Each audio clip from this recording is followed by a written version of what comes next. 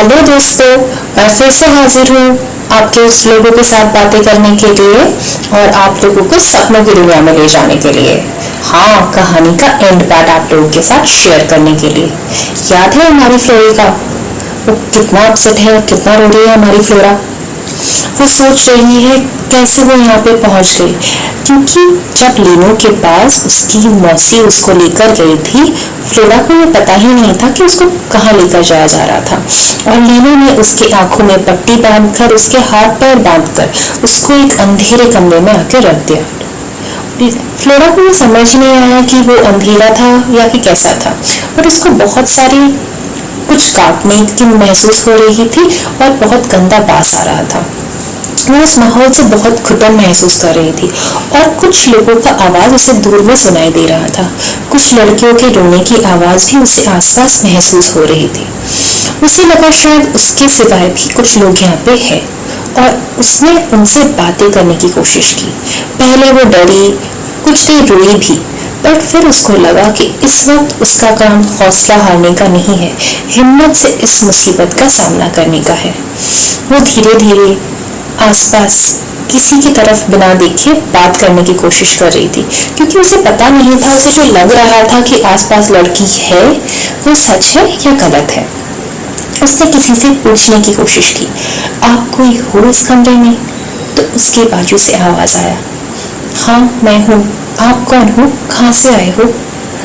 मैं फ्लोरा हूँ और मैं अपनी मम्मी के साथ रहती थी और मैं एक स्कूल में पढ़ती हूँ दार्जिलिंग में। मैं वहाँ वापस जा रही थी अपनी मौसी के साथ। पता नहीं फिर क्या हुआ, मैं कुछ देर के लिए बेहोश हो गई और मैं यहाँ पहुँच गई। कैसे हुआ, कब हुआ, मुझे नहीं पता। तो उसके बाजू वाली लड़की ने बोला, मैं भी स्कूल से वापस आ रही थी, अचानक मुझे भी किसी ने बेहोश कर दिया और मैं यहाँ आ गई। पर यहाँ के लोग बहुत गंदे हैं, ये लोग खाना नहीं देते हैं, बहुत मारते हैं और ये शायद हमें कहीं भेजना भी चाहते हैं। पता नहीं अब क्या होगा हमारा, अब तो हमारा सिर्फ भगवान ही भरोसा है। बोलकर वो रोने लगी। इसी वक्त फ्लोरा ने उन सबको बोला कि हम हिम्मत नहीं हार सकते, नहीं रो सकते, हम भगवान से मदद की भीख मांग सकते हैं और भगवान उन्हीं का सुनता है जो हौसला नहीं हारते। मेरी माँ हमेशा ये कहती है। सारी लड़कियां डर डर के फ्लोरा के साथ प्रे करने लगी और उसकी प्रे सुनने के लिए उसकी मम्मी तो थी ही। उसकी मम्मी को जब ही लगा कि फ्लोरा किसी मुसीबत में है, वो तुरंत उसको ढूंढने के लिए चली गई और अपनी शक्तियों से उसने पता लगा लिया उसकी बेटी कहाँ फंसी है।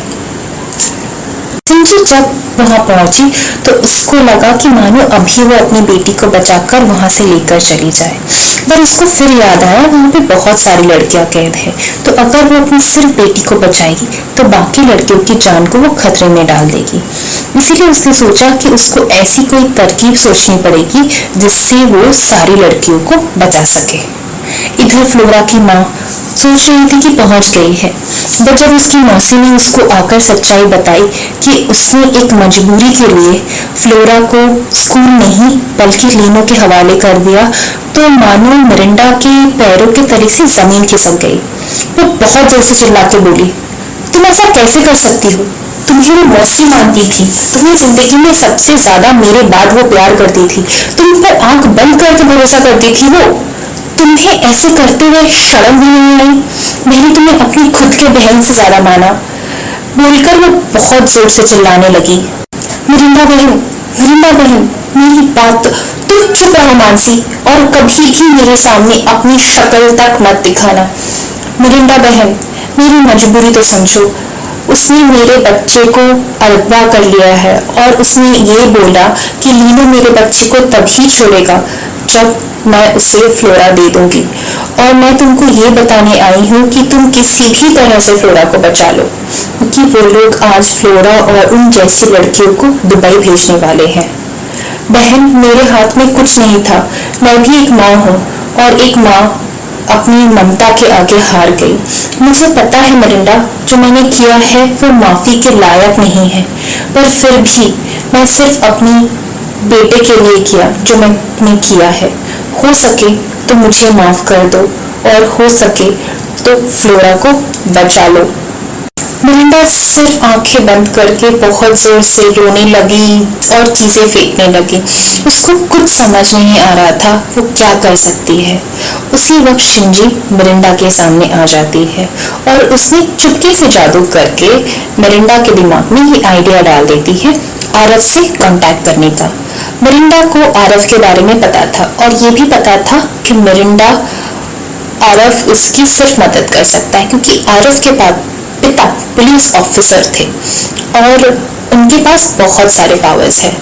मिरिंडा को आरव के बारे में फ्लोरा से पता चला था और वो ये भी जानती थी कि आरव आजकल फ्लोरा की बहुत मदद करता है और वो दोनों अच्छे दोस्त बन चुके हैं।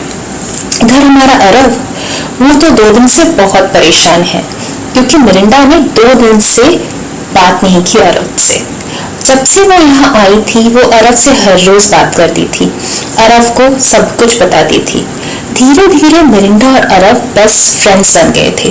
पर 2 दिन से आरव को बहुत चिंता सता रही थी फ्लोरा की। उसको समझ नहीं आ रहा था फ्लोरा कैसी है।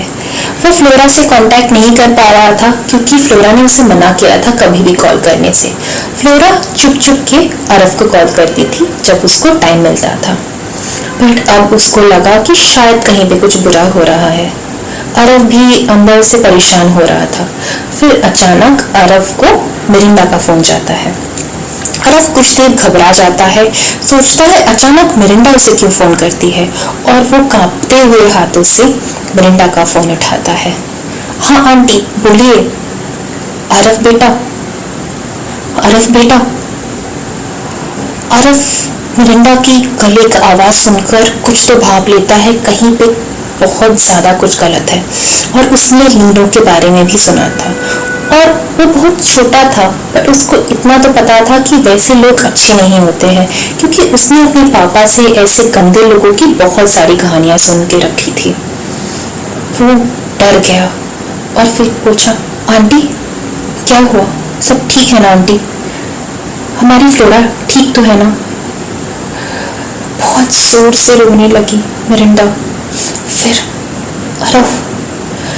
फिर किसी तरह से अपनी आप को संभालते हुए मिरिंडा ने आरव को बताया, आरव लीनो के बारे में तुमने सुना होगा। मुझे नहीं पता मेरी बेटी ने तुमको उसके बारे में बताया है या नहीं, बट वो एक बहुत गंदा आदमी है जो हमारी फ्लोरा को भगा कर ले गया है किडनैप करके, और इस वक्त सिर्फ तुम्हारे पापा हमारी मदद कर सकते हैं। हमें उसे बचाना है किसी भी हाल पर। आरव सुनकर बहुत डर गया बट लकीली उस वक्त आरव के फादर घर पर ही थे और उसने भागते हुए अपने पापा के पास गया और बोला मेरे फ्रेंड को आपकी मदद की जरूरत है पापा, प्लीज किसी भी तरह से आप उन्हें बचा लीजिए। उसके पापा दंग रह गए बट उसके पापा ने फ्लोरा के बारे में सुना था और आरव को फ्लोरा से दोस्ती करने का सलाह उसके पापा ने ही दिया था क्योंकि उसको लगता था फ्लोरा एक बहुत ही हिम्मत वाली लड़की है और ऐसी लड़कियों के साथ दोस्ती करने से आरव का सोच भी अच्छा बनेगा और आरव भी बहुत अच्छा इंसान बनेगा।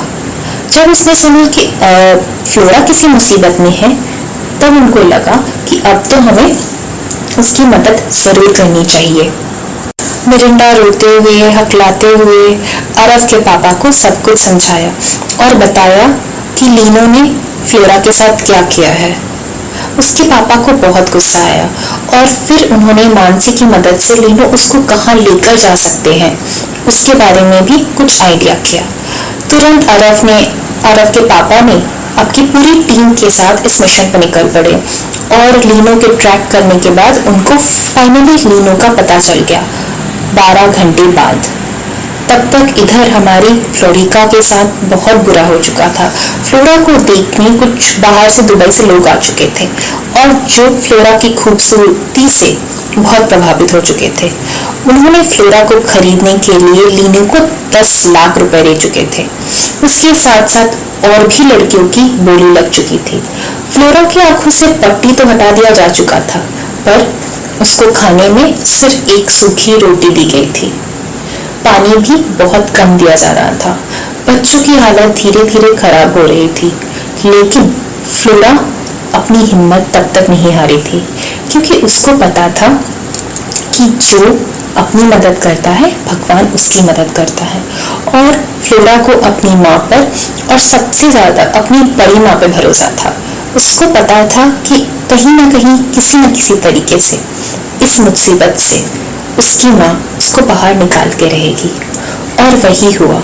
अरव के पापा 13 घंटे बाद फाइनली आ पहुंचे लीनो के गोडाउन में, जहाँ पे उन्होंने बच्चों को कैद करके रखा था।